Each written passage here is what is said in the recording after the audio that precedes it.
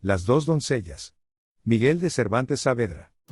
5 leguas de la ciudad de Sevilla, está un lugar que se llama Castiblanco, y, en uno de muchos mesones que tiene, a la hora que anochecía, entró un caminante sobre un hermoso cuartago, extranjero.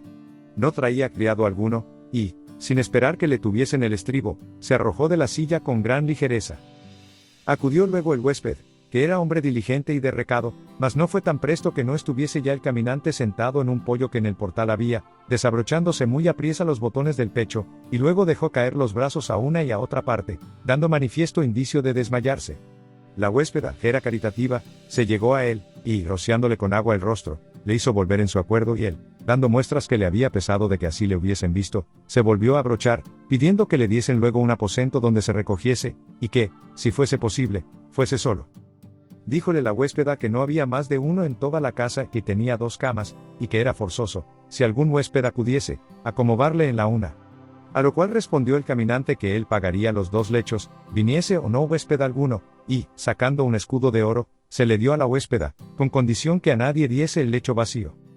No se descontentó la huéspeda de la paga, antes, se ofreció de hacer lo que le pedía, aunque el mismo deán de Sevilla llegase aquella noche a su casa. Preguntóle si quería cenar y respondió que no, mas que solo quería que se tuviese gran cuidado con su cuartago. Pidió la llave del aposento, y llevando consigo unas bolsas grandes de cuero, se entró en él y cerró tras sí la puerta con llave, y aún, a lo que después pareció, arrimó a ella 2 sillas. Apenas se hubo encerrado, cuando se juntaron a consejo el huésped y la huéspeda, y el mozo que daba la cebada, y otros 2 vecinos que acaso allí se hallaron, y todos trataron de la grande hermosura y gallarda disposición del nuevo huésped, concluyendo que jamás tal belleza habían visto. Tanteáronle la edad y se resolvieron que tendría de 16 a 17 años. Fueron y vinieron y dieron y tomaron, como suele decirse, sobre qué podía haber sido la causa del desmayo que le dio, pero, como no la alcanzaron, quedáronse con la admiración de su gentileza. Fuéronse los vecinos a sus casas y el huésped a pensar el cuartago, y la huéspeda a aderezar algo de cenar por si otros huéspedes viniesen. Y no tardó mucho cuando entró otro de poca más edad que el primero y no de menos gallardía, y, apenas le hubo visto la huéspeda, cuando dijo: «Válame Dios, ¿y qué es esto?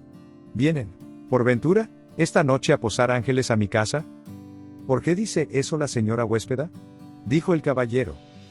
«No lo digo por nada, señor», respondió la mesonera, «solo digo que vuesa merced no se apee, porque no tengo cama que darle, que 2 que tenía las ha tomado un caballero que está en aquel aposento, y me las ha pagado entrambas, aunque no había menester más de la una sola, porque nadie le entre en el aposento, y, es que debe de gustar de la soledad, y, en Dios y en mi ánima que no sé yo por qué, que no tiene él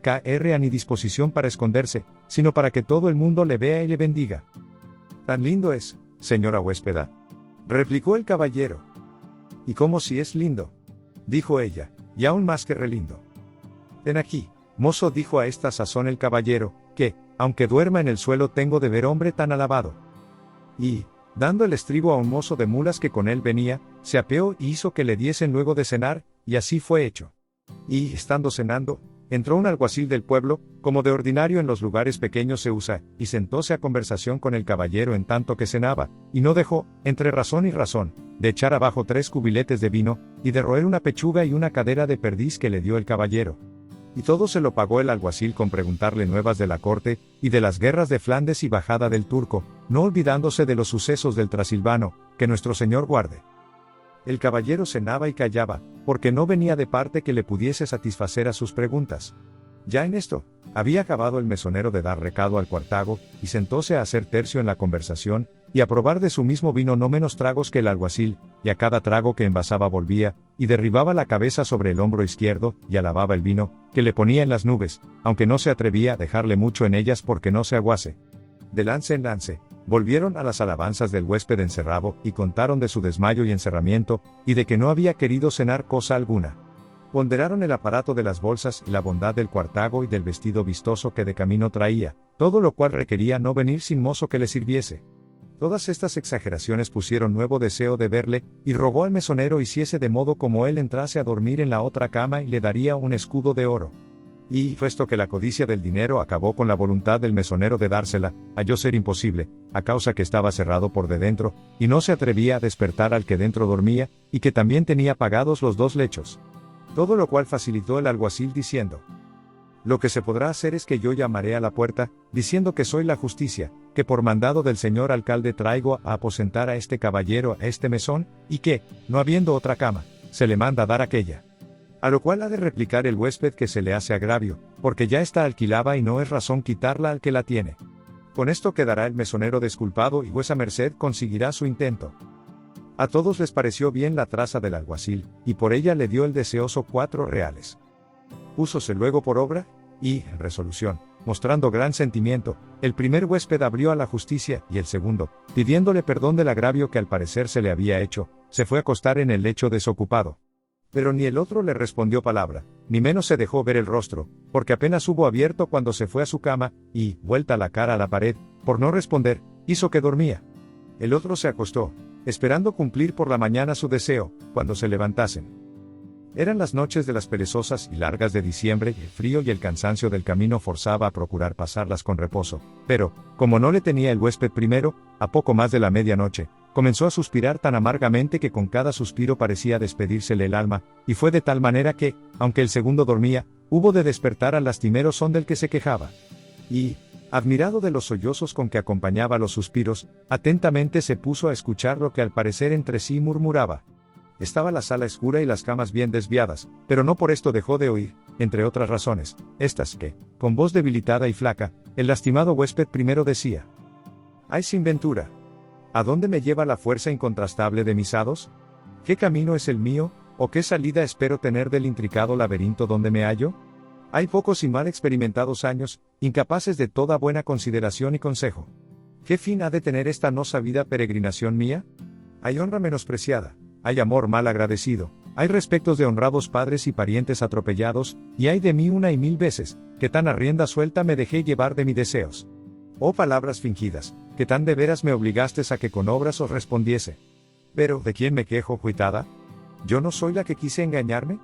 ¿No soy yo la que tomó el cuchillo con sus mismas manos, con que corté y eché por tierra mi crédito, con el que de mi valor tenían mis ancianos padres? Oh fementido Marco Antonio. ¿Cómo es posible que en las dulces palabras que me decías viniese mezclada la hiel de tus descortesías y desdenes? ¿A dónde estás, ingrato? ¿A dónde te fuiste, desconocido?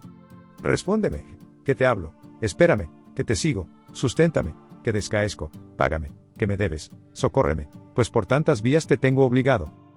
Calló, en diciendo esto, dando muestra en los ayes y suspiros que no dejaban los ojos de derramar tiernas lágrimas. Todo lo cual, con sosegado silencio, estuvo escuchando el segundo huésped, coligiendo por las razones que había oído que, sin duda alguna, era mujer la que se quejaba, cosa que le avivó más el deseo de conocerla, y estuvo muchas veces determinado de irse a la cama de la que creía ser mujer, y hubiéralo hecho si en aquella sazón no le sintiera levantar, y, abriendo la puerta de la sala, dio voces al huésped de casa que le ensillase el cuartago, porque quería partirse. A lo cual, al cabo de un buen rato que el mesonero se dejó llamar, le respondió que se sosegase, porque aún no era pasada la medianoche, y que la oscuridad era tanta, que sería temeridad ponerse en camino. Quietóse con esto, y, volviendo a cerrar la puerta, se arrojó en la cama de golpe, dando un recio suspiro. Parecióle al que escuchaba que sería bien hablarle, y ofrecerle para su remedio lo que de su parte podía, por obligarle con esto a que se descubriese y su lastimera historia le contase, y así le dijo: por cierto, señor gentilhombre, que si los suspiros que habéis dado, y las palabras que habéis dicho no me hubieran movido a condolerme del mal de que os quejáis, entendiera que carecía de natural sentimiento, o que mi alma era de piedra y mi pecho de bronce duro, y si esta compasión que os tengo, y el presupuesto que en mí ha nacido de poner mi vida por vuestro remedio, si es que vuestro mal le tiene, merece alguna cortesía en recompensa, ruégoos que la uséis conmigo declarándome, sin encubrirme cosa, la causa de vuestro dolor. Si él no me hubiera sacado de sentido, respondió el que se quejaba, bien debiera yo de acordarme que no estaba solo en este aposento, y así hubiera puesto más freno a mi lengua y más tregua a mis suspiros, pero, en pago de haberme faltado la memoria en parte donde tanto me importaba tenerla, quiero hacer lo que me pedís, porque, renovando la amarga historia de mis desgracias, podría ser que el nuevo sentimiento me acabase. Mas si queréis que haga lo que me pedís, habéisme de prometer, por la fe que me habéis mostrado en el ofrecimiento que me habéis hecho y por quien vos sois, que, a lo que en vuestras palabras mostráis, prometéis mucho, que por cosas que de mí oyáis en lo que os dijere, no os habéis de mover de vuestro lecho ni venir al mío, ni preguntarme más de aquello que yo quisiere deciros, porque si al contrario de esto hiciéredes, en el punto que os sienta mover, con una espada que a la cabecera tengo, me pasaré el pecho. Es otro, que 1000 imposibles prometiera por saber lo que tanto deseaba, le respondió que no saldría un punto de lo que le había pedido, afirmándoselo con 1000 juramentos. Con ese seguro, pues dijo el primero, yo haré lo que hasta ahora no he hecho, que es dar cuenta de mi vida a nadie, y así, escuchad, habéis de saber, señor, que yo, que en esta posada entré, como sin duda os habrán dicho, en traje de varón, soy una desdichada doncella, a lo menos una que lo fue no a 8 días, y lo dejó de ser por inadvertida y loca, y por creerse de palabras compuestas y afeitadas de fementidos hombres. Mi nombre es Teodosia, mi patria, un principal lugar de esta Andalucía, cuyo nombre callo, porque no os importa a vos tanto el saberlo como a mí el encubrirlo. Mis padres son nobles y más que medianamente ricos, los cuales tuvieron un hijo y una hija, él para descanso y honra suya, y ella para todo lo contrario. A él le enviaron a estudiar a Salamanca, a mí me tenían en su casa, a donde me criaban con el recogimiento y recato que su virtud y nobleza pedían, y yo, sin pesadumbre alguna, siempre les fui obediente, ajustando mi voluntad a la suya sin discrepar un solo punto, hasta que mi suerte menguada, o mi mucha demasía, me ofreció a los ojos un hijo de un vecino nuestro, más rico que mis padres y tan noble como ellos. La primera vez que le miré no sentí otra cosa que fuese más de una complacencia de haberle visto, y no fue mucho, porque su gara, gentileza, rostro y costumbres eran de los alabados y estimados del pueblo, con su rara discreción y cortesía. Pero, ¿de qué me sirve alabar a mi enemigo ni ir alargando con razones el suceso tan desgraciado mío, o, por mejor decir, el principio de mi locura? Digo, en fin, que él me vio una y muchas veces desde una ventana que frontero de otra mía estaba. Desde allí, a lo que me pareció, me envió el alma por los ojos, y los míos, con otra manera de contento que el primero, gustaron de miralle, y aún me forzaron a que creyese que eran puras verdades cuanto en sus ademanes y en su rostro leía. Fue la vista la intercesora y medianera de la habla de declarar su deseo de encender el mío y de dar fe al suyo. Llegóse a todo esto las promesas, los juramentos, las lágrimas, los suspiros y todo aquello que, a mi parecer, puede hacer un firme amador para dar a entender la entereza de su voluntad y la firmeza de su pecho. Y en mí, desdichada, que jamás en semejantes ocasiones y trances me había visto, cada palabra era un tiro de artillería que derribaba parte de la fortaleza de mi honra, cada lágrima era un fuego en que se abrasaba mi honestidad, cada suspiro, un furioso viento que el incendio aumentaba, de tal suerte que acabó de consumir la virtud que hasta entonces aún no había sido tocada, y finalmente, con la promesa de ser mi esposo, a pesar de sus padres, que para otra le guardaban, di con todo mi recogimiento en tierra, y sin saber cómo, me entregué en su poder a hurto de mis padres, sin tener otro testigo de mi desatino que un paje de Marco Antonio, que este es el nombre del inquietador de mi sosiego. Y, apenas hubo tomado de mí la posesión que quiso, cuando de allí a 2 días desapareció del pueblo, sin que sus padres ni otra persona alguna supiesen decir ni imaginar dónde había ido. ¿Cuál yo quedé? Dígalo quien tuviere poder para decirlo, que yo no sé ni supe más de Centillo. Castigué mis cabellos, como si ellos tuvieran la culpa de mi yerro, martiricé mi rostro, por parecerme que él había dado toda la ocasión a mi desventura, maldije mi suerte, acusé mi presta determinación, derramé muchas e infinitas lágrimas, vime casi ahogada entre ellas y entre los suspiros que de mi lastimado pecho salían, quejéme en silencio al cielo, discurrí con la imaginación, por ver si descubría algún camino o senda a mi remedio, y la que hallé fue vestirme en hábito de hombre, y ausentarme de la casa de mis padres, y irme a buscar a este segundo engañador Eneas, a este cruel y fementido Vireno, a este defraudador de mis buenos pensamientos y legítimas y bien fundadas esperanzas. Y así, sin ahondar mucho en mis discursos, ofreciéndome la ocasión un vestido de camino de mi hermano y un cuartago de mi padre, que yo ensillé, una noche escurísima me salí de casa con intención de ir a Salamanca, donde, según después se dijo, creían que Marco Antonio podía haber venido, porque también es estudiante y camarada del hermano mío que os he dicho. No dejé, asimismo, de sacar cantidad de dineros en oro para todo aquello que en mi impensado viaje pueda sucederme. Y lo que más me fatiga es que mis padres me han de seguir, y hallar por las señas del vestido y del cuartago que traigo, y, cuando esto no temo a mi hermano, que está en Salamanca, del cual, si soy conocida, ya se puede entender el peligro en que está puesta mi vida, porque, aunque él escuche mis disculpas, el menor punto de su honor pasa a cuantas yo pudiere darle. Con todo esto, mi principal determinación es, aunque pierda la vida, buscar al desalmado de mi esposo, que no puede negar el serlo sin que le desmientan las prendas que dejó en mi poder, que son una sortija de diamantes con unas cifras que dicen, es Marco Antonio esposo de Teodosia. Si le hallo, sabré del que halló en mí que tan presto le movió a dejarme, y, en resolución, haré que me cumpla la palabra y fe prometida, o le quitaré la vida, mostrándome tan presta a la venganza como fui fácil al dejar agraviarme, porque la nobleza de la sangre que mis padres me han dado va despertando en mí bríos que me prometen o ya remedio, o ya venganza de mi agravio. Esta es, señor caballero, la verdadera y desdichada historia que deseaba de saber, la cual será bastante disculpa de los suspiros y palabras que os despertaron. Lo que os ruego y suplico es que, ya que no podáis darme remedio, a lo menos me deis consejo con que pueda huir los peligros que me contrastan, y templar el temor que tengo de ser hallada, y facilitar los modos que he de usar para conseguir lo que tanto deseo, y he menester. Un gran espacio de tiempo estuvo sin responder palabra el que había estado escuchando la historia de la enamorada Teodosia, y tanto, que ella pensó que estaba dormido y que ninguna cosa le había oído, y, para certificarse de lo que sospechaba, le dijo: ¿Dormís, señor? Y no sería malo que durmiésedes, porque el apasionado que cuenta sus desdichas a quien no las siente, bienes que causen en quien las escucha más sueño que lástima.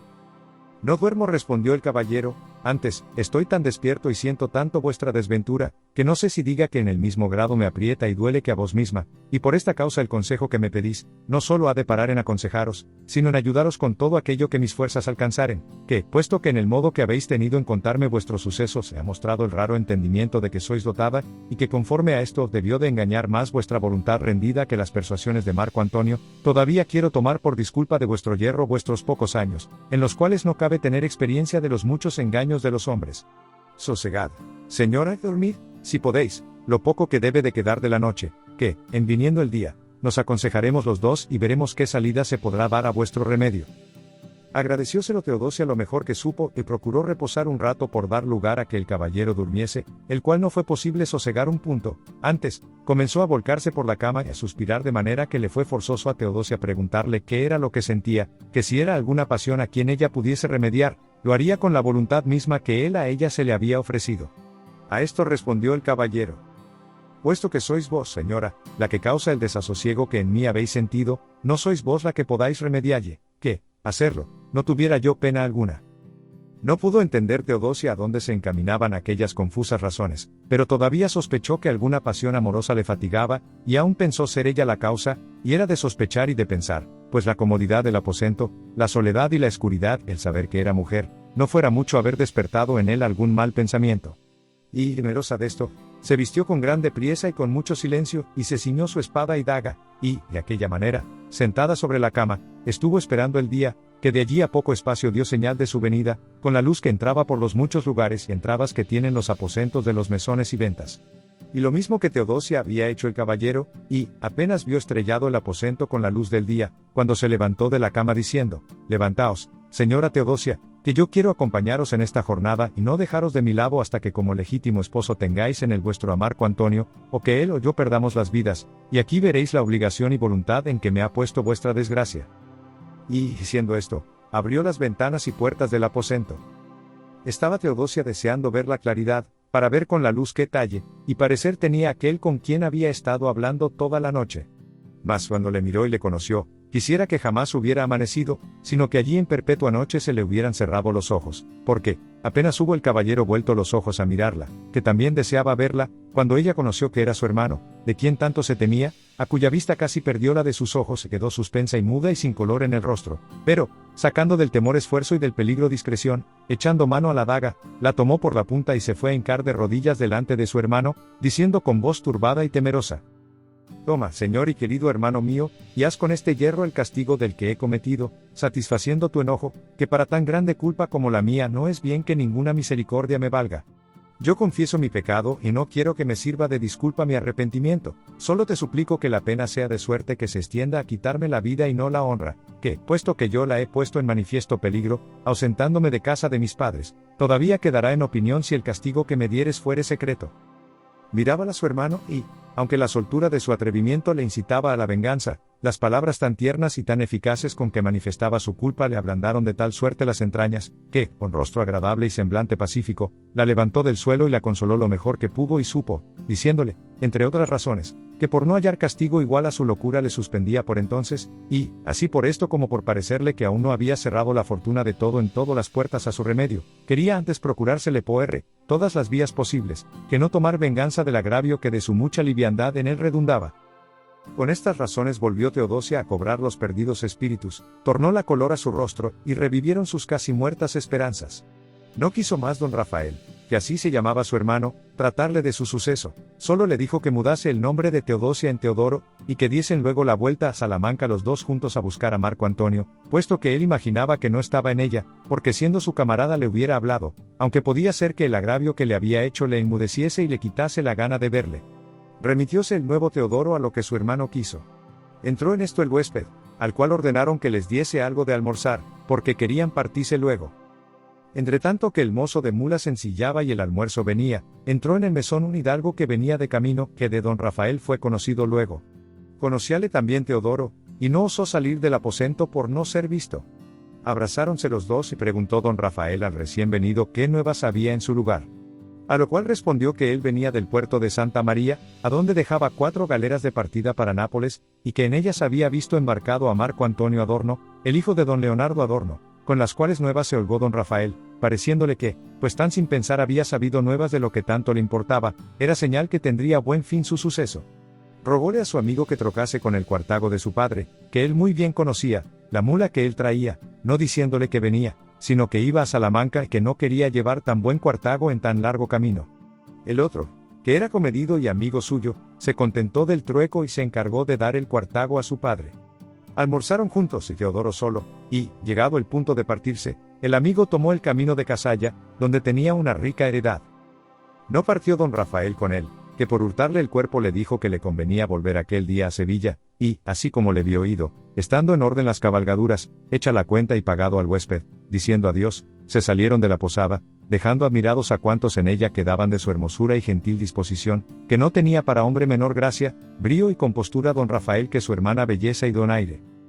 Luego en saliendo, contó don Rafael a su hermana las nuevas que de Marco Antonio le habían dado, y que le parecía que con la diligencia posible caminasen la vuelta de Barcelona, donde de ordinario suelen parar algún día las galeras que pasan a Italia o vienen a España, y que si no hubiesen llegado podían esperarlas, y sin duda hallarían a Marco Antonio. Su hermana le dijo que hiciese todo aquello que mejor le pareciese, porque ella no tenía más voluntad que la suya. Dijo don Rafael al mozo de mulas que consigo llevaba que tuviese paciencia, porque le convenía pasar a Barcelona, asegurándole la paga a todo su contento del tiempo que con él anduviese. El mozo, que era de los alegres del oficio, y que conocía que don Rafael era liberal, respondió que hasta el cabo del mundo le acompañaría y serviría. Preguntó don Rafael a su hermana qué dineros llevaba. Respondió que no los tenía contados y que no sabía más de que en el escritorio de su padre, había metido la mano 7 o 8 veces y sacado la llena de escudos de oro, y, según aquello, imaginó don Rafael que podía llevar hasta 500 escudos, que con otros 200 que él tenía y una cadena de oro que llevaba, le pareció no ir muy desacomodado, y más persuadiéndose que había de hallar en Barcelona a Marco Antonio. Con esto, se dieron priesa a caminar sin perder jornada, y, sin acaecerles desmán o impedimento alguno, llegaron a 2 leguas de un lugar que está 9 de Barcelona, que se llama Igualada. Habían sabido en el camino como un caballero, que pasaba por embajador a Roma, estaba en Barcelona esperando las galeras, que aún no habían llegado, nueva que les dio mucho contento. Con este gusto caminaron hasta entrar en un bosquecillo que en el camino estaba, del cual vieron salir un hombre corriendo y mirando atrás, como espantado. Púsosele don Rafael delante, diciéndole: ¿Por qué huís, buen hombre? ¿O qué cosa os ha acontecido, que con muestras de tanto miedo os hace parecer tan ligero? ¿No queréis que corra apriesa? Y con miedo respondió el hombre: si por milagro me he escapado de una compañía de bandoleros que queda en ese bosque. Malo, dijo el mozo de mulas. Malo, vive Dios. ¿Bandoleritos a estas horas? Para mi santiguada, que ellos nos pongan como nuevos. No os congojéis, hermano, replicó el del bosque, que ya los bandoleros se han ido y han dejado atados a los árboles de este bosque más de 30 pasajeros, dejándolos en camisa. A solo un hombre dejaron libre para que desatase a los demás después que ellos hubiesen traspuesto una montañuela que le dieron por señal. Si eso es, dijo Calvete, que así se llamaba el mozo de mulas, seguros podemos pasar, a causa que al lugar donde los bandoleros hacen el salto no vuelven por algunos días, y puedo asegurar esto como aquel que ha dado 2 veces en sus manos, y sabe de molde su usanza y costumbres. Así es, dijo el hombre.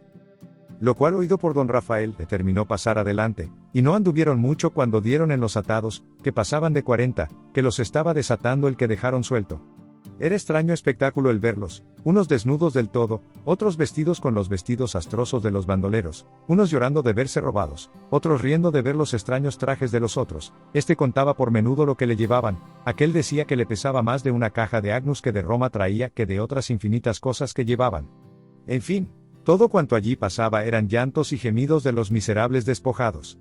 Todo lo cual miraban, no sin mucho dolor, los dos hermanos, dando gracias al cielo que de tan grande y tan cercano peligro los había librado. Pero lo que más compasión les puso, especialmente a Teodoro, fue ver al tronco de una encina atado un muchacho de edad al parecer de 16 años, con sola la camisa y unos calzones de lienzo, pero tan hermoso de rostro que forzaba y movía a todos que le mirasen. Apeóse Teodoro a desatarle, y él le agradeció con muy corteses razones el beneficio, y, por hacérsele mayor, pidió a Calvete, el mozo de mulas, le prestase su capa hasta que en el primer lugar comprasen otra para aquel gentil mancebo. Dióla Calvete y Teodoro cubrió con ella al mozo, preguntándole de dónde era, de dónde venía y a dónde caminaba. A todo esto estaba presente don Rafael, y el mozo respondió que era de la Andalucía y de un lugar que, en nombrándole, vieron que no distaba del suyo sino 2 leguas. Dijo que venía de Sevilla y que su designio era pasar a Italia a probar ventura en el ejercicio de las armas, como otros muchos españoles acostumbraban, pero que la suerte suya había salido azar con el mal encuentro de los bandoleros, que le llevaban una buena cantidad de dineros y tales vestidos, que no se compraran tan buenos con 300 escudos, pero que, con todo eso, pensaba proseguir su camino, porque no venía de casta que se le había de helar al primer mal suceso el calor de su fervoroso deseo. Las buenas razones del mozo, junto con haber oído que era tan cerca de su lugar, y más con la carta de recomendación que en su hermosura traía, pusieron voluntad en los dos hermanos de favorecerle en cuanto pudiesen. Y, repartiendo entre los que más necesidad, a su parecer, tenían algunos dineros, especialmente entre frailes y clérigos, que había más de 8, hicieron que subiese el mancebo en la mula de Calvete, y, sin detenerse más, en poco espacio se pusieron en Igualada, donde supieron que las galeras el día antes habían llegado a Barcelona, y de allí a 2 días se partirían, si antes no les forzaba la poca seguridad de la playa. Estas nuevas hicieron que la mañana siguiente madrugasen antes que el sol, puesto que aquella noche no la durmieron toda, sino con más sobresalto de los dos hermanos que ellos se pensaron, causado de que, estando a la mesa y con ellos el mancebo que habían desatado, Teodoro puso encadamente los ojos en su rostro, y mirándole algo curiosamente, le pareció que tenía las orejas horadadas, en esto y en un mirar vergonzoso que tenía, sospechó que debía de ser mujer, y deseaba acabar de cenar para certificarse a solas de su sospecha. Y entre la cena le preguntó don Rafael que cuyo hijo era, porque él conocía toda la gente principal de su lugar, si era aquel que había dicho. A lo cual respondió el mancebo que era hijo de don Enrique de Cárdenas, caballero bien conocido. A esto dijo don Rafael que él conocía bien a don Enrique de Cárdenas, pero que sabía y tenía por cierto que no tenía hijo alguno, mas que si lo había dicho por no descubrir sus padres, que no importaba y que nunca más se lo preguntaría. Verdad es, replicó el mozo, que don Enrique no tiene hijos, pero tiénelos un hermano suyo que se llama don Sancho. Ese tampoco, respondió don Rafael, tiene hijos, sino una hija sola, y aún dicen que es de las más hermosas doncellas que hay en la Andalucía, y esto no lo sé más de por fama, que, aunque muchas veces he estado en su lugar, jamás la he visto. Todo lo que, señor, decís es verdad, respondió el mancebo, que don Sancho no tiene más de una hija, pero no tan hermosa como su fama dice, y si yo dije que era hijo de don Enrique, fue porque me tuviésedes, señores, en algo, pues no lo soy sino de un mayordomo de don Sancho, que ha muchos años que le sirve, y yo nací en su casa, y por cierto enojo que di a mi padre, habiéndole tomado buena cantidad de dineros, quise venirme a Italia, como os he dicho, y seguir el camino de la guerra, por quien vienen, según he visto, hacerse ilustres aún los de escuro linaje. Todas estas razones y el modo con que las decía notaba atentamente Teodoro, y siempre se iba confirmando en su sospecha. Acabóse la cena, alzaron los manteles, y, tanto que don Rafael se desnudaba, habiéndole dicho lo que del mancebo sospechaba, con su parecer y licencia se apartó con el mancebo a un balcón de una ancha ventana que a la calle salía, y, en él puestos los dos de pechos, Teodoro así comenzó a hablar con el mozo. Quisiera, señor Francisco, que así había dicho él que se llamaba, haberos hecho tantas buenas obras, que os obligaran a no negarme cualquiera cosa que pudiera o quisiera pediros, pero el poco tiempo que ha que os conozco no ha dado lugar a ello. Podría ser que en el que está por venir conociésedes lo que merece mi deseo, y si al que ahora tengo no gustáredes de satisfacer, no por eso dejaré de ser vuestro servidor, como lo soy también, que antes que os le descubra sepáis que, aunque tengo tan pocos años como los vuestros, tengo más experiencia de las cosas del mundo que ellos prometen, pues con ella he venido a sospechar que vos no sois varón, como vuestro traje lo muestra, sino mujer, tan bien nacida como vuestra hermosura publica, y quizá tan desdichada como lo da entender la mudanza del traje, pues jamás tales mudanzas son por bien de quien las hace. Si es verdad lo que sospecho, decídmelo, que os juro, por la fe de caballero que profeso, de ayudaros y serviros en todo aquello que pudiere. De que no seáis mujer no me lo podéis negar, pues por las ventanas de vuestras orejas se vi esta verdad bien clara, y habéis andado descuidada en no cerrar, y disimular esos agujeros con alguna cera encarnada, que pudiera ser que otro tan curioso como yo, y no tan honrado, sacara a luz lo que vos tan mal habéis sabido encubrir. Digo que no dudéis de decirme quién sois, con presupuesto que os ofrezco mi ayuda, yo os aseguro el secreto que quisiéredes que tenga. Con grande atención estaba el mancebo escuchando lo que Teodoro le decía, y, viendo que ya callaba, antes que le respondiese palabra, le tomó las manos y, llegándoselas a la boca, se las besó por fuerza y aún se las bañó con gran cantidad de lágrimas que de sus hermosos ojos derramaba, cuyo extraño sentimiento le causó en Teodoro de manera que no pudo dejar de acompañarle en ellas, propia y natural condición de mujeres principales, enternecerse de los sentimientos y trabajos ajenos. Pero, después que con dificultad retiró sus manos de la boca del mancebo, estuvo atenta a ver lo que le respondía, el cual, dando un profundo gemido, acompañado de muchos suspiros, dijo: No quiero ni puedo negaros, señor, que vuestra sospecha no haya sido verdadera, mujer soy, y la más desdichada que echaron al mundo las mujeres, pues las obras que me habéis hecho, y los ofrecimientos que me hacéis me obligan a obedeceros en cuanto me mandáredes. Escuchad, que yo os diré quién soy, si ya no os cansa oír ajenas desventuras. En ellas viva yo siempre, replicó Teodoro, si no llegue el gusto de saberlas a la pena que me darán el ser vuestras, que ya las voy sintiendo como propias mías. Y tornándole a abrazar y a hacer nuevos y verdaderos ofrecimientos, el mancebo, algo más sosegado, comenzó a decir estas razones. En lo que toca a mi patria, la verdad he dicho; en lo que toca a mis padres, no la dije, porque don Enrique no lo es, sino mi tío, y su hermano don Sancho mi padre, que yo soy la hija desventurada que vuestro hermano dice que don Sancho tiene tan celebrada de hermosa, cuyo engaño y desengaño se echa de ver en la ninguna hermosura que tengo. Mi nombre es Leocadia, la ocasión de la mudanza de mi traje oiréis ahora. 2 leguas de mi lugar está otro de los más ricos y nobles de la Andalucía, en el cual vive un principal caballero que trae su origen de los nobles y antiguos adornos de Génova. Este tiene un hijo que, si no es que la fama se adelanta en sus alabanzas, como en las mías, es de los gentiles hombres que desearse pueden.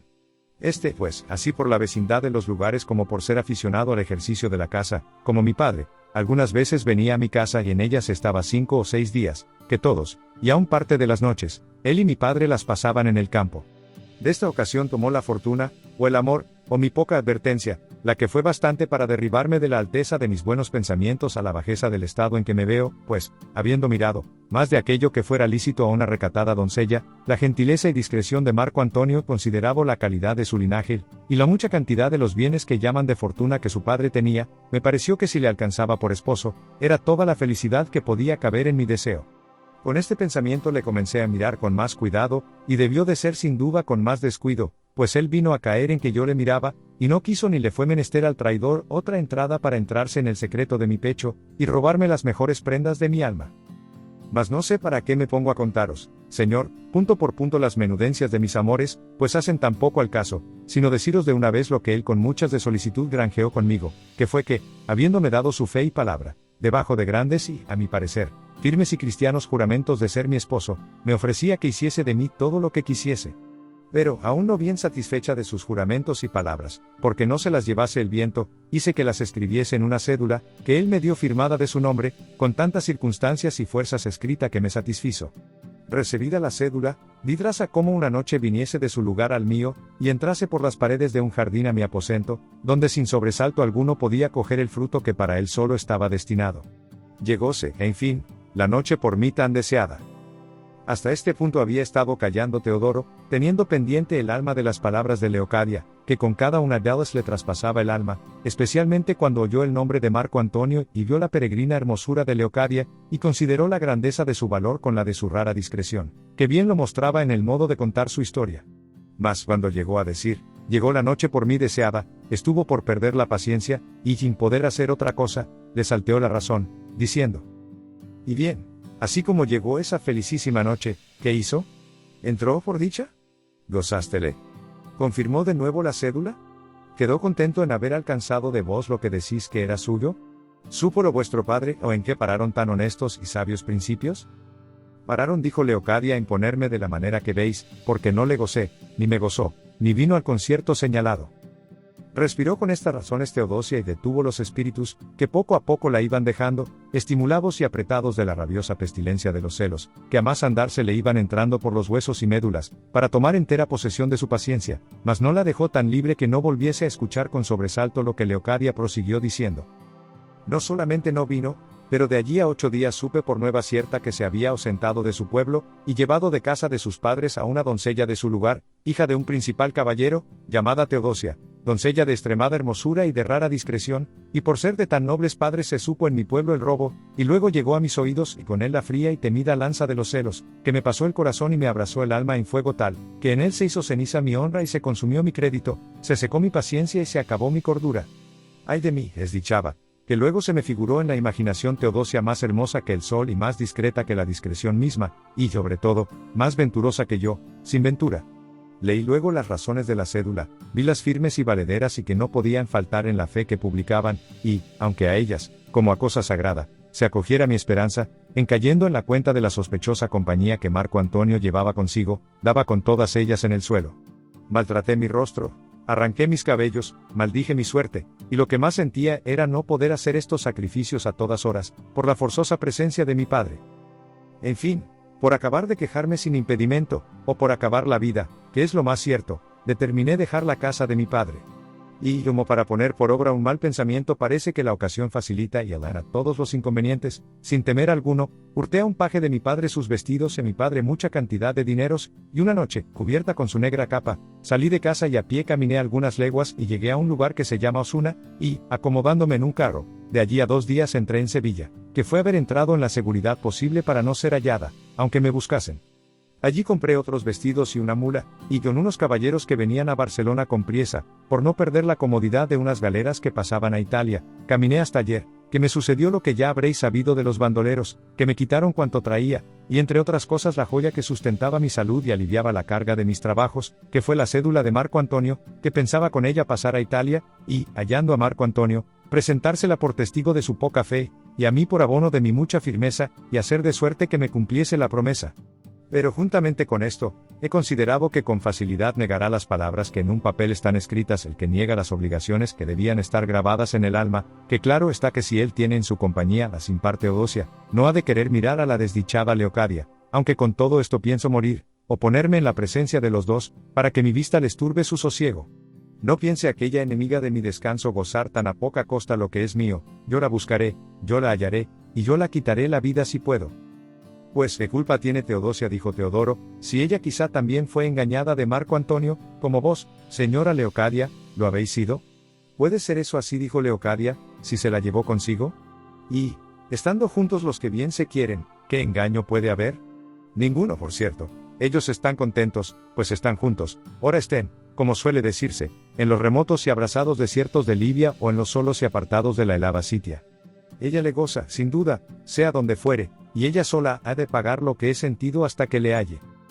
Podía ser que os engañásedes, replicó Teodosia, que yo conozco muy bien a esa enemiga vuestra que decís y sé de su condición y recogimiento, que nunca ella se aventuraría a dejar la casa de sus padres, ni acudir a la voluntad de Marco Antonio, y, cuando lo hubiese hecho, no conociéndoos ni sabiendo cosa alguna de lo que con él teníades, no os agravió en nada, y donde no hay agravio no viene bien la venganza. Del recogimiento, dijo Leocadia, no hay que tratarme, que tan recogida y tan honesta era yo como cuantas doncellas hallarse pudieran, y con todo eso hice lo que habéis oído.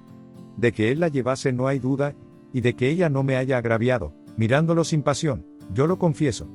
Mas el dolor que siento de los celos me la representa en la memoria bien así como espada que atravesada tengo por mitad de las entrañas, y no es mucho que, como a instrumento que tanto me lastima, le procure arrancar de alas y hacerle pedazos, cuanto más, que prudencia es apartar de nosotros las cosas que nos dañan, y es natural cosa aborrecer las que nos hacen mal, y aquellas que nos estorban el bien. Sea como vos decís, señora Leocadia, respondió Teodosia, que, así como veo que la pasión que sentís no os deja hacer más acertados discursos, veo que no estáis en tiempo de admitir consejos saludables. De mí os he decir lo que ya os he dicho, que os he de ayudar y favorecer en todo aquello que fuere justo y yo pudiere, y lo mismo os prometo de mi hermano, que su natural condición y nobleza no le dejarán hacer otra cosa. Nuestro camino es a Italia, si gustáredes venir con nosotros, ya poco más a menos sabéis el trato de nuestra compañía. Lo que os ruego es me deis licencia que diga a mi hermano lo que sé de vuestra hacienda, para que os trate con el comedimiento y respeto que se os debe, y para que se obligue a mirar por vos como es razón. Junto con esto, verse no ser bien que mudéis de traje, y si en este pueblo hay comodidad de vestiros, por la mañana os compraré los vestidos mejores que hubiere y que más os convengan, y, en lo demás de vuestras pretensiones, dejad el cuidado al tiempo, que es gran maestro de dar, y hallar remedio a los casos más desesperados. Agradeció Leocadia a Teodosia, que ella pensaba ser Teodoro, sus muchos ofrecimientos, y diole licencia de decir a su hermano todo lo que quisiese, suplicándole que no la desamparase, pues veía a cuántos peligros estaba puesta si por mujer fuese conocida. Con esto, se despidieron y se fueron a acostar, Teodosia al aposento de su hermano, y Leocadia a otro que junto de él estaba. No se había aún dormido don Rafael, esperando a su hermana, por saber lo que le había pasado con el que pensaba ser mujer, y, en entrando, antes que se acostase, se lo preguntó, la cual, punto por punto, le contó todo cuanto Leocadia le había dicho, cuya hija era, sus amores, la cédula de Marco Antonio y la intención que llevaba. Admiróse don Rafael y dijo a su hermana: si ella es la que dice, séos decir, hermana, que es de las más principales de su lugar, y una de las más nobles señoras de toda la Andalucía. Su padre es bien conocido del nuestro, y la fama que ella tenía de hermosa corresponde muy bien a lo que ahora vemos en su rostro. Y lo que de esto me parece es que debemos andar con recato, de manera que ella no hable primero con Marco Antonio que nosotros, que me da algún cuidado la cédula que dice que le hizo, puesto que la haya perdido, pero sosegaos y acostaos, hermana, que para todo se buscará remedio. Hizo Teodosia lo que su hermano la mandaba en cuanto al acostarse, mas en lo de sosegarse no fue en su mano, que ya tenía tomada posesión de su alma la rabiosa enfermedad de los celos. Oh, cuanto más de lo que ella era se le representaba en la imaginación la hermosura de Leocadia y la deslealtad de Marco Antonio. Oh, cuántas veces leía o fingía leer la cédula que la había dado. Qué de palabras y razones la añadía, que la hacían cierta y de mucho efecto. Cuántas veces no creyó que se le había perdido y cuántas imaginó que sin ella Marco Antonio no dejara de cumplir su promesa, sin acordarse de lo que a ella estaba obligado. Pasósele en esto la mayor parte de la noche sin dormir sueño. Y no la pasó con más descanso don Rafael, su hermano, porque, así como oyó decir quién era Leocadia, así se le abrazó el corazón en su amores, como si de mucho antes para el mismo efecto la hubiera comunicado, que esta fuerza tiene la hermosura, que en un punto, en un momento, lleva tras sí el deseo de quien la mira, y la conoce, y cuando descubre o promete alguna vía de alcanzarse y gozarse, enciende con poderosa vehemencia el alma de quien la contempla, bien así del modo y facilidad con que se enciende la seca y dispuesta pólvora con cualquiera centella que la toca. No la imaginaba atada al árbol, ni vestida en el roto traje de varón, sino en el suyo de mujer y en casa de sus padres, ricos y de tan principal y rico linaje como ellos eran. No detenía ni quería detener el pensamiento en la causa que la había traído a que la conociese.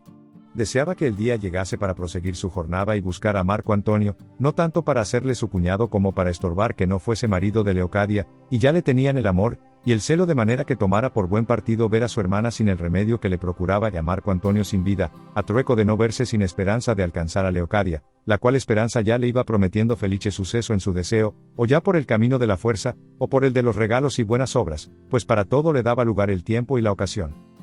Con esto que él a sí mismo se prometía, se sosegó algún tanto, y de allí a poco se dejó venir el día, y el heleos dejaron las camas, y llamando don Rafael al huésped, le preguntó si había comodidad en aquel pueblo para vestir a un paje a quien los bandoleros habían desnudado. El huésped dijo que él tenía un vestido razonable que vender, trújole y vínole bien a Leocadia, pagóle don Rafael, y ella se le vistió y se ciñó una espada y una daga, con tanto donaire y brío que, en aquel mismo traje, suspendió los sentidos de don Rafael y dobló los celos en Teodosia. Ensilló Calvete y a las 8 del día partieron para Barcelona, sin querer subir por entonces al famoso monasterio de Montserrat, dejándolo para cuando Dios fuese servido devolverlos con más sosiego a su patria. No se podrá contar buenamente los pensamientos que los dos hermanos llevaban, ni con cuán diferentes ánimos los dos iban mirando a Leocadia, deseándola Teodosia la muerte y don Rafael la vida, entrambos celosos y apasionados. Teodosia buscando tachas que ponerla, por no desmayar en su esperanza, don Rafael hallándole perfecciones, que de punto en punto le obligaban a más amarla. Con todo esto, no se descuidaron de darse priesa, de modo que llegaron a Barcelona poco antes que el sol se pusiese. Admiróles el hermoso sitio de la ciudad, y la estimaron por flor de las bellas ciudades del mundo, honra de España, temor y espanto de los circunvecinos y apartados enemigos, regalo y delicia de sus moradores, amparo de los extranjeros, escuela de la caballería, ejemplo de lealtad y satisfacción de todo aquello que de una grande, famosa, rica y bien fundada ciudad puede pedir un discreto y curioso deseo. En entrando en ella, oyeron grandísimo ruido y vieron correr gran tropel de gente con grande alboroto, y, preguntando la causa de aquel ruido y movimiento, les respondieron que la gente de las galeras que estaban en la playa se había revuelto y trabado con la de la ciudad. Oyendo lo cual, don Rafael quiso ir a ver lo que pasaba, aunque Calvete le dijo que no lo hiciese, por no ser cordura irse a meter en un manifiesto peligro, que él sabía bien cuán mal libraban los que en tales pendencias se metían, que eran ordinarias en aquella ciudad cuando a ella llegaban galeras. No fue bastante el buen consejo de Calvete para estorbar a don Rafael la ida, y así, le siguieron todos. Y, en llegando a la marina, vieron muchas espadas fuera de las vainas y mucha gente acuchillándose sin piedad alguna. Con todo esto, sin apearse, llegaron tan cerca, que distintamente veían los rostros de los que peleaban, porque aún no era puesto el sol. Era infinita la gente que de la ciudad acudía, y mucha la que de las galeras se desembarcaba, puesto que el que las traía a cargo, que era un caballero valenciano llamado don Pedro Viqué, desde la popa de la galera capitana amenazaba a los que se habían embarcado en los esquifes para ir a socorrer a los suyos. Mas, viendo que no aprovechaban sus voces ni sus amenazas, hizo volver las proas de las galeras a la ciudad y disparar una pieza sin bala, señal de que si no se apartasen, otra no iría sin ella.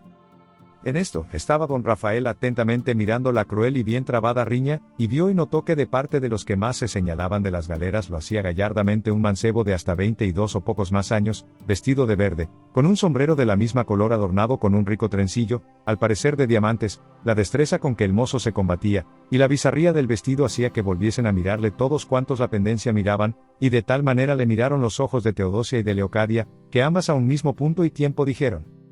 «Válame Dios, o yo no tengo ojos, o aquel de lo verde es Marco Antonio».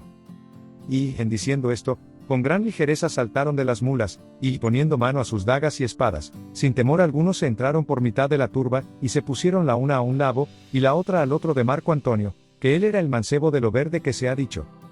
«No temáis», dijo así como llegó Leocadia, «señor Marco Antonio, que a vuestro lado tenéis quien os hará escudo con su propia vida por defender la vuestra». «¿Quién lo duda?», replicó Teodosia, «estando yo aquí». Don Rafael, que vio y oyó lo que pasaba, la siguió a sí mismo y se puso de su parte. Marco Antonio, ocupado en ofender y defenderse, no advirtió en las razones que las dos le dijeron, antes, cebado en la pelea, hacía cosas al parecer increíbles. Pero, como la gente de la ciudad por momentos crecía, fueles forzoso a los de las galeras retirarse hasta meterse en el agua. Retirábase Marco Antonio de mala gana, y a su mismo compás se iban retirando a sus lados las dos valientes y nuevas Bradamante y Marfisa, o Hipólita y Pantasilea.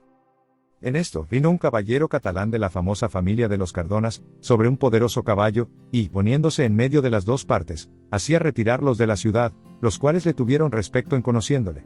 Pero algunos desde lejos tiraban piedras a los que ya se iban acogiendo al agua, y quiso la mala suerte que una acertase en la sien a Marco Antonio, con tanta furia que dio con él en el agua, que ya le daba a la rodilla, y, apenas Leocadia le vio caído, cuando se abrazó con él y le sostuvo en sus brazos, y lo mismo hizo Teodosia. Estaba don Rafael un poco desviado, defendiéndose de las infinitas piedras que sobre él llovían, y, queriendo acudir al remedio de su alma y al de su hermana y cuñado, el caballero catalán se le puso delante, diciéndole: «Sosegaos, señor, por lo que debéis a buen soldado, y hacedme merced de poneros a mi lado, que yo os libraré de la insolencia y demasía de este desmandado vulgo». «Ah, señor», respondió don Rafael, «dejadme pasar, que veo en gran peligro puestas las cosas que en esta vida más quiero». Dejóle pasar el caballero, mas no llegó tan a tiempo que ya no hubiesen recogido en el esquife de la galera capitana a Marco Antonio y a Leocadia, que jamás le dejó de los brazos, y queriéndose embarcar con ellos Teodosia, o ya fuese por estar cansada, o por la pena de haber visto herido a Marco Antonio, o por ver que se iba con él su mayor enemiga, no tuvo fuerzas para subir en el esquife, y sin duda cayera desmayada en el agua si su hermano no llegara a tiempo de socorrerla, el cual no sintió menor pena, de ver que con Marco Antonio se iba Leocadia, que su hermana había sentido, que ya también él había conocido a Marco Antonio. El caballero catalán, aficionado de la gentil presencia de don Rafael y de su hermana, que por hombre tenía, los llamó desde la orilla y les rogó que con él se viniesen, y ellos, forzados de la necesidad y temerosos de que la gente, que aún no estaba pacífica, les hiciese algún agravio, hubieron de aceptar la oferta que se les hacía. El caballero se apeó, y, tomándolos a su lado, con la espada desnuda pasó por medio de la turba alborotada, rogándoles que se retirasen, y así lo hicieron. Miró don Rafael a todas partes por ver si vería a Calvete con las mulas y no le vio, a causa que él, así como ellos se apearon, las antecogió y se fue a un mesón donde solía posar otras veces. Llegó el caballero a su casa, que era una de las principales de la ciudad, y preguntando a don Rafael en cuál galera venía, le respondió que en ninguna, pues había llegado a la ciudad al mismo punto que se comenzaba la pendencia que, por haber conocido en ella al caballero que llevaron herido de la pedrada en el esquife, se había puesto en aquel peligro, y que le suplicaba diese orden como sacasen a tierra al herido, que en ello le importaba el contento y la vida. «Eso haré yo de buena gana», dijo el caballero, «y sé que me le dará seguramente el general, que es principal caballero y pariente mío». Y, sin detenerse más, volvió a la galera y halló que estaban curando a Marco Antonio, y la herida que tenía era peligrosa, por ser en la sien izquierda y decir el cirujano ser de peligro, alcanzó con el general se le diese para curarle en tierra, y, puesto con gran tiento en el esquife, le sacaron, sin quererle dejar Leocadia, que se embarcó con él como en seguimiento del norte de su esperanza. En llegando a tierra, hizo el caballero traer de su casa una silla de manos donde le llevasen. En tanto que esto pasaba, había enviado don Rafael a buscar a Calvete, que en el mesón estaba con cuidado de saber lo que la suerte había hecho de sus amos, y cuando supo que estaban buenos, se alegró en extremo y vino a donde don Rafael estaba. En esto, llegaron el señor de la casa, Marco Antonio y Leocadia, y a todos alojó en ella con mucho amor y magnificencia. Ordenó luego como se llamase un cirujano famoso de la ciudad para que de nuevo curase a Marco Antonio. Vino, pero no quiso curarle hasta otro día, diciendo que siempre los cirujanos de los ejércitos y armadas eran muy experimentados, por los muchos heridos que a cada paso tenían entre las manos, y así, no convenía curarle hasta otro día. Lo que ordené fue le pusiesen en un aposento abrigado, donde le dejasen sosegar. Llegó en aquel instante el cirujano de las galeras y dio cuenta al de la ciudad de la herida y de cómo la había curado y del peligro que de la vida, a su parecer, tenía el herido, con lo cual se acabó de enterar el de la ciudad que estaba bien curado, y ansimismo, según la relación que se le había hecho, exageró el peligro de Marco Antonio. Oyeron esto Leocadia y Teodosia con aquel sentimiento que si oyeran la sentencia de su muerte, mas, por no dar muestras de su dolor, le reprimieron y callaron, y Leocadia determinó de hacer lo que le pareció convenir para satisfacción de su honra. Y fue que, así como se fueron los cirujanos, se entró en el aposento de Marco Antonio, y, delante del señor de la casa, de don Rafael, Teodosia y de otras personas, se llegó a la cabecera del herido, y, asiéndole de la mano, le dijo estas razones. No estáis en tiempo, señor Marco Antonio Adorno, en que se puedan ni deban gastar con vos muchas palabras, y así, solo querría que me oyésedes algunas que convienen, si no para la salud de vuestro cuerpo, convendrán para la de vuestra alma, y para decíroslas es menester que me deis licencia, y me advirtáis si estáis con sujeto de escucharme, que no sería razón que, habiendo yo procurado desde el punto que os conocí no salir de vuestro gusto, en este instante, que le tengo por el postrero, seros causa de pesadumbre. A estas razones abrió Marco Antonio los ojos, y los puso atentamente en el rostro de Leocadia, y, habiéndola casi conocido, más por el órgano de la voz que por la vista, con voz debilitada y doliente le dijo: Decid, señor, lo que quisiéredes, que no estoy tan al cabo que no pueda escucharos, ni esa voz me es tan desagradable que me cause fastidio el oírla. Atentísima estaba a todo este coloquio Teodosia, cada palabra que Leocadia decía era una aguda saeta que le atravesaba el corazón, y aun el alma de don Rafael, que asimismo la escuchaba. Y, prosiguiendo Leocadia, dijo: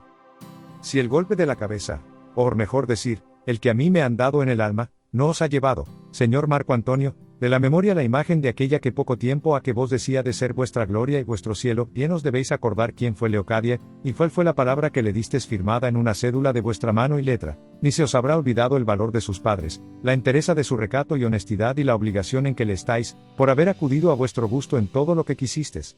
Si esto no se os ha olvidado, aunque me veáis en este traje tan diferente, conoceréis con facilidad que yo soy Leocadia, que, temerosa que nuevos accidentes y nuevas ocasiones no me quitasen lo que tan justamente es mío, así como supe que de vuestro lugar os había despartido, atropellando por infinitos inconvenientes, determiné seguiros en este hábito, con intención de buscaros por todas las partes de la tierra hasta hallaros. De lo cual no os debéis maravillar, si es que alguna vez habéis sentido hasta donde llegan las fuerzas de un amor verdadero y la rabia de una mujer engañada. Algunos trabajos he pasado en esta mi demanda, todos los cuales los juzgo y tengo por descanso, con el descuento que han traído de veros, que, puesto que estéis de la manera que estáis, si fuere Dios servido de llevaros de esta mejor vida, con hacer lo que debéis a quien sois antes de la partida, me juzgaré por más que dichosa, prometiéndoos, como os prometo, de darme tal vida después de vuestra muerte, que bien poco tiempo se pase sin que os siga en esta última y forzosa jornada. Y así, os ruego primeramente por Dios, a quien mis deseos e intentos van encaminados, luego por vos, que debéis mucho a ser quien sois, últimamente por mí, a quien debéis más que a otra persona del mundo, que aquí luego me recibáis por vuestra legítima esposa, no permitiendo haga la justicia lo que con tantas veras y obligaciones la razón os persuade. No dijo más Leocadia, y todos los que en la sala estaban guardaron un maravilloso silencio en tanto que estuvo hablando, y con el mismo silencio esperaban la respuesta de Marco Antonio, que fue esta: No puedo negar, señora, el conoceros, que vuestra voz y vuestro rostro no consentirán que lo niegue. Tampoco puedo negar lo mucho que os debo ni el gran valor de vuestros padres, junto con vuestra incomparable honestidad y recogimiento. Ni os tengo ni os tendré en menos por lo que habéis hecho en venirme a buscar en traje tan diferente del vuestro, antes, por esto os estimo y estimaré en el mayor grado que ser pueda, pero pues mi corta suerte me ha traído a término, como vos decís, que creo que será el postrero de mi vida, y son los semejantes trances los apurados de las verdades, quiero deciros una verdad que, si no os fuere ahora de gusto, podría ser que después os fuese de provecho. Confieso, hermosa Leocadia, que os quise bien y me quisistes, y juntamente con esto confieso que la cédula que os hice fue más por cumplir con vuestro deseo que con el mío, porque, antes que la firmase, con muchos días, tenía entregada mi voluntad y mi alma a otra doncella de mi mismo lugar, que vos bien conocéis, llamada Teodosia, hija de tan nobles padres como los vuestros, y si a vos os di cédula firmada de mi mano, a ella le di la mano firmada y acreditada con tales obras y testigos, que quedé imposibilitado de dar mi libertad a otra persona en el mundo. Los amores que con vos tuve fueron de pasatiempo, sin que de ellos alcanzase otra cosa sino las flores que vos sabéis, las cuales no os ofendieron ni pueden ofender en cosa alguna. Lo que con Teodosia me pasó fue alcanzar el fruto que ella pudo darme, y yo quise que me diese, con fe y seguro de ser su esposo, como lo soy. Y si a ella y a vos os dejé en un mismo tiempo, a vos suspensa y engañada, y a ella temerosa y, a su parecer, sin honra, hícelo con poco discurso y con juicio de mozo, como lo soy, creyendo que todas aquellas cosas eran de poca importancia y que las podía hacer sin escrúpulo alguno, con otros pensamientos que entonces me vinieron y solicitaron lo que quería hacer, que fue venirme a Italia y emplear en ella algunos de los años de mi juventud, y después volver a ver lo que Dios había hecho de vos y de mi verdadera esposa. Mas, doliéndose de mí el cielo, sin duda creo que ha permitido ponerme de la manera que me veis para que, confesando estas verdades, nacidas de mis muchas culpas, pague en esta vida lo que debo, y vos quedéis desengañada y libre para hacer lo que mejor os pareciere. Y si en algún tiempo Teodosia supiere mi muerte, sabrá de vos y de los que están presentes cómo en la muerte le cumplí la palabra que le di en la vida. Y si en el poco tiempo que de ella me queda, señora Leocadia, os puedo servir en algo, decídmelo, que, como no sea recibiros por esposa, pues no puedo, ninguna otra cosa dejaré de hacer que a mí sea posible por daros gusto. En tanto que Marco Antonio decía estas razones, tenía la cabeza sobre el codo, y en acabándolas dejó caer el brazo, dando muestras que se desmayaba. Acudió luego don Rafael y, abrazándole estrechamente, le dijo: Volved en vos, señor mío, y abrazad a vuestro amigo y a vuestro hermano, pues vos queréis que lo sea. Conoced a don Rafael, vuestro camarada, que será el verdadero testigo de vuestra voluntad, y de la merced que a su hermana queréis hacer con admitirla por vuestra.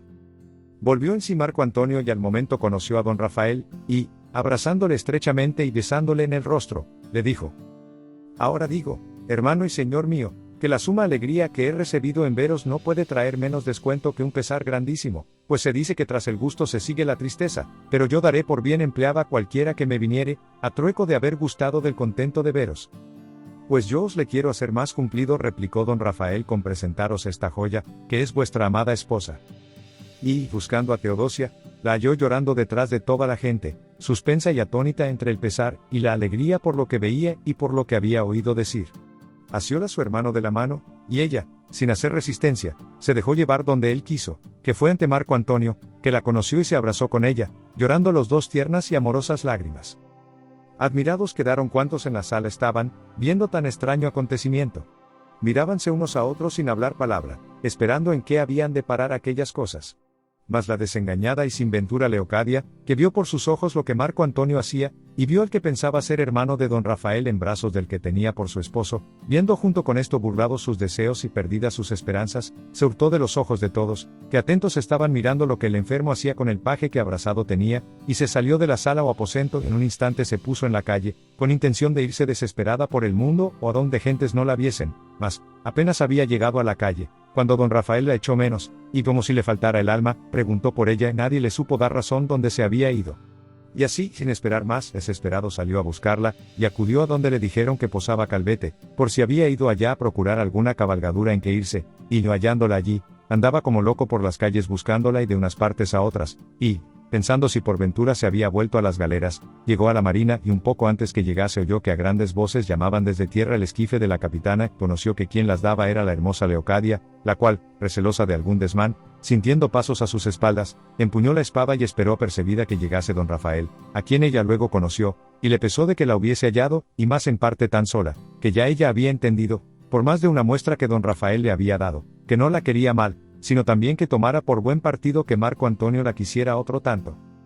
¿Con qué razones podré yo decir ahora las que don Rafael dijo a Leocadia, declarándole su alma, que fueron tantas y tales que no me atrevo a escribirlas? Mas pues es forzoso decir algunas, las que entre otras le dijo fueron estas. Si con la ventura que me faltase ahora, oh hermosa Leocadia, el atrevimiento de descubriros los secretos de mi alma, quedaría enterrada en los senos del perpetuo olvido la más enamorada y honesta voluntad que ha nacido ni puede nacer en un enamorado pecho. Pero por no hacer este agravio a mi justo deseo, véngame lo que viniere, quiero, señora, que advirtáis, si es que os da lugar vuestro arrebatado pensamiento, que en ninguna cosa se me aventaja Marco Antonio, sino es en el bien de ser de vos querido. Mi linaje es tan bueno como el suyo, y en los bienes que llaman de fortuna no me hace mucha ventaja, en los de naturaleza no conviene que me alabe, y más si a los ojos vuestros no son de estima. Todo esto digo, apasionada señora, porque toméis el remedio y el medio que la suerte os ofrece en el extremo de vuestra desgracia. Ya veis que Marco Antonio no puede ser vuestro porque el cielo le hizo de mi hermana, y el mismo cielo, que hoy os ha quitado a Marco Antonio, os quiere hacer recompensa conmigo, que no deseo otro bien en esta vida que entregarme por esposo vuestro. Mirad que el buen suceso está llamando a las puertas del malo que hasta ahora habéis tenido, y no penséis que el atrevimiento que habéis mostrado en buscar a Marco Antonio ha de ser parte para que no os estime y tenga en lo que mereciérades, si nunca le hubiérades tenido, que en la hora que quiero y determino igualarme con vos, eligiéndoos por perpetua señora mía, en aquella misma se me ha de olvidar, y ya se me ha olvidado, todo cuanto en esto he sabido y visto, que bien sé que las fuerzas que a mí me han forzado a que tan de rondón, y a rienda suelta me disponga a adoraros y a entregarme por vuestro, esas mismas os han traído a vos al estado en que estáis, y así no habrá necesidad de buscar disculpa donde no ha habido hierro alguno. Callando estuvo Leocadia a todo cuanto don Rafael le dijo, sino que de cuando en cuando daba unos profundos suspiros, salidos de lo íntimo de sus entrañas. Tuvo atrevimiento don Rafael de tomarle una mano, y ella no tuvo esfuerzo para estorbárselo, y así, besándosela muchas veces, le decía: acabad, señora de mi alma, de serlo del todo a vista de estos estrellados cielos que nos cubren, y de este sosegado mar que nos escucha y de estas bañadas arenas que nos sustentan. Dadme ya el sí, que sin duda conviene tanto a vuestra honra como a mi contento.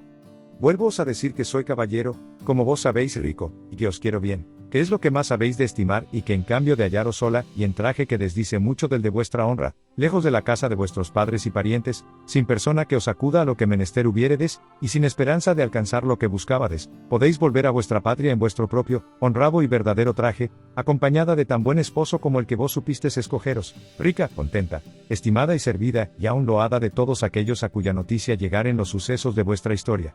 Si esto es así, como lo es, no sé en qué estáis dudando, acabad, que otra vez os lo digo, de levantarme del suelo de mi miseria al cielo de mereceros, que en ello haréis por vos misma y cumpliréis con las leyes de la cortesía y del buen conocimiento, mostrándoos en un mismo punto agradecida y discreta.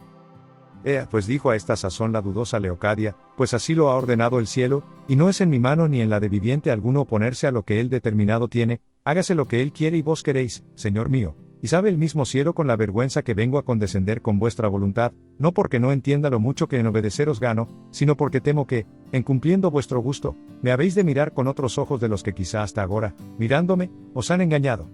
Mas sea como fuere, en fin, el nombre de ser mujer legítima de don Rafael de Villavicencio no se podía perder, y con este título solo viviré contenta. Y si las costumbres que en mí viéredes, después de ser vuestra, fueren parte para que me estiméis en algo, daré al cielo las gracias de haberme traído por tan extraños rodeos, y por tantos males a los bienes de ser vuestra. Dadme, señor don Rafael, la mano de ser mío, y veis aquí os la doy de ser vuestra, y sirvan de testigos los que vos decís, el cielo, la mar, las arenas y este silencio, solo interrumpido de mis suspiros y de vuestros ruegos. Diciendo esto, se dejó abrazar y le dio la mano, y don Rafael le dio la suya, celebrando el nocturno y nuevo desposorio solas las lágrimas que el contento, a pesar de la pasada tristeza, sacaba de sus ojos. Luego se volvieron a casa del caballero, que estaba con grandísima pena de su falta, y lo mismo tenían Marco Antonio y Teodosia, los cuales ya por mano de clérigo estaban desposados, que a persuasión de Teodosia, temerosa que algún contrario accidente no le turbase el bien que había hallado, el caballero envió luego por quien los desposase, de modo que, cuando don Rafael y Leocadia entraron, y don Rafael contó lo que con Leocadia le había sucedido, así les aumentó el gozo como si ellos fueran sus cercanos parientes, que es condición natural y propia de la nobleza catalana saber ser amigos, y favorecer a los extranjeros que de ellos tienen necesidad alguna.